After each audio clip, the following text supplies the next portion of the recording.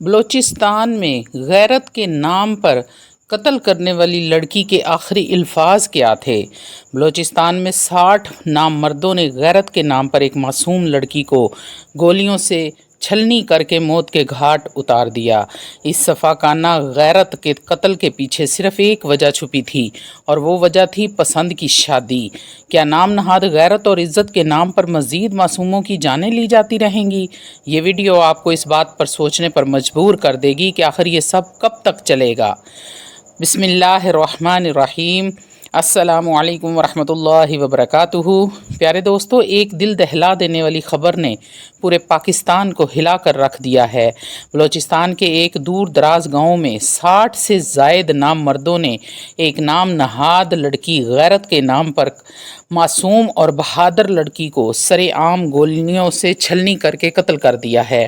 اس گھناؤنے جرم کی واحد وجہ یہ تھی کہ اس لڑکی نے اپنی پسند سے شادی کرنے کا فیصلہ کیا تھا۔ یہ واقعہ ہمارے معاشرے کی بوسیدہ نظام اور فرسودہ رسم و رواج کی ایک بھیانک تصویر ہے، جہاں ایک عورت کو اپنی زندگی کے فیصلے کرنے کی آزادی کو غیرت اور عزت کے نام پر کچل دیا جاتا ہے۔ یہ ویڈیو سوشل میڈیا پر وائرل ہوئی ہے، وہ انسانیت کی روح کو جھنجھوڑ دینے والی ہے۔ ویڈیو میں ایک معصوم لڑکی جو سفید چادر میں لپٹی ہوئی ہے، انتہائی اعتماد اور حوصلے کے ساتھ اس مقام کی طرف بڑھ رہی ہے جہاں اس کی موت کا فیصلہ کیا جا چکا ہے۔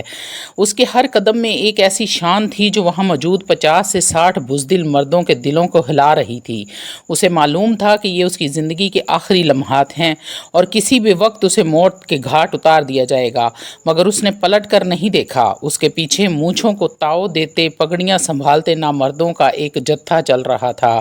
پھر اچانک اس میں سے بندوقیں بلند ہوئیں اور اس بے قصور لڑکی کو نشانہ بنا کر فائرنگ کر دی گئی۔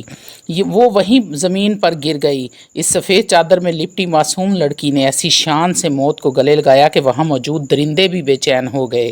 وہ حیران تھے کہ اس لڑکی نے زندگی کی بھیک کیوں نہ مانگی، لیکن پھر وہی نام نہاد غیرت اور عزت ان کے اندر کے ضمیر کو دبا گئی اور یہ لوگ اپنی فتح پر ایک دوسرے کو مبارکباد دینے لگے، اپنی پگڑیاں درست کرنے لگے، مونچھوں کو تاؤ دینے لگے اور وہاں سے روانہ ہو گئے جیسے انہوں نے کوئی بہت بڑا کارنامہ سر انجام دیا ہے۔ آج شاید ان نامردوں اور گیدڑوں کی غیرت بچ گئی ہو، مگر میری جانب سے ان تمام لوگوں پر لعنت ہے جو اس قسم کی درندگی کا حصہ بنتے ہیں۔ اب آئیے اس دل خراش واقعے کی مکمل تفصیل جانتے ہیں۔ اس واقعے کے المناک واقعے کی شکار معصوم لڑکی، جس کا نام بانو بی بی تھا، اس کا واحد جرم یہ تھا کہ اس نے اپنے پسند سے شادی کرنے کا فیصلہ کیا تھا، ایک ایسا فیصلہ جو اس کی بنیادی انسانی اور اسلامی حق تھا، لیکن یہ ذاتی فیصلہ ان نامردوں کو بالکل برداشت نہ ہوا۔ بلوچستان کے اس علاقے میں ایک جرگہ بلایا گیا جو اکثر مقامی رسم و رواج اور قبائلی اثر و رسوخ کی بنیاد پر فیصلے کرتا ہے، نہ کہ قانون اور اخلاق کی بنیاد پر۔ اس جرگے میں فیصلہ کیا گیا کہ اس لڑکی نے حدود سے تجاوز کیا ہے۔ جرگے کے ارکان کا کہنا تھا کہ اس نے اپنی مرضی سے شادی کر کے ان کی غیرت کو للکارا ہے، ان کی مونچھوں کی شان کو کم کر دیا ہے، ان کی پگڑی کی عزت کو خطرے میں ڈال دیا ہے۔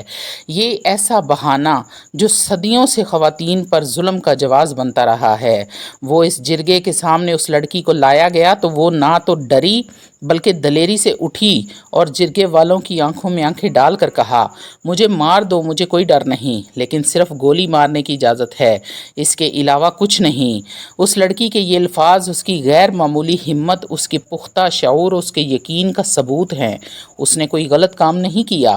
اسے معلوم تھا کہ غیرت کی آگ میں جلتے ہوئے یہ بزدل مرد اس کی موت کے بعد اس کی لاش کی بے حرمتی بھی کریں گے، مگر اس نے عزت سے مرنا پسند کیا، جینا نہیں، ظلم کے سامنے جھکنا نہیں۔ بے حرمتی بھی کر سکتے ہیں، اس لیے اس نے گولی مارنے کی اجازت دی تاکہ اس کو باوقار موت حاصل ہو۔ اس کے بعد اس لڑکی نے انتہائی دلیری سے وہ اٹھی اور خود ان مردوں کے آگے چلتے ہوئے اپنی موت کو گلے لگا لیا۔ وہ نام مردوں کا جھنڈ اس کے پیچھے آیا، بندوقیں نکالیں اور اس لڑکی کو موت کے گھاٹ اتار دیا۔ پھر اپنی نام نہاد غیرت بچ جانے پر ایک دوسرے کو مبارکبادیں دینے لگے، گویا انہوں نے کوئی بہت بڑا کارنامہ سر انجام دیا ہو۔ یہ عزت اور غیرت کے نام پر کیسا گھناؤنا گھناؤنا مذاق ہے جہاں ایک معصوم کی جان لے کر فتح کا جشن منایا جاتا ہے۔ یہاں ایک بہت اہم اور بنیادی سوال اٹھتا ہے، آپ کون ہوتے ہیں جو کسی لڑکی کی زندگی کے فیصلوں کا تعین کریں؟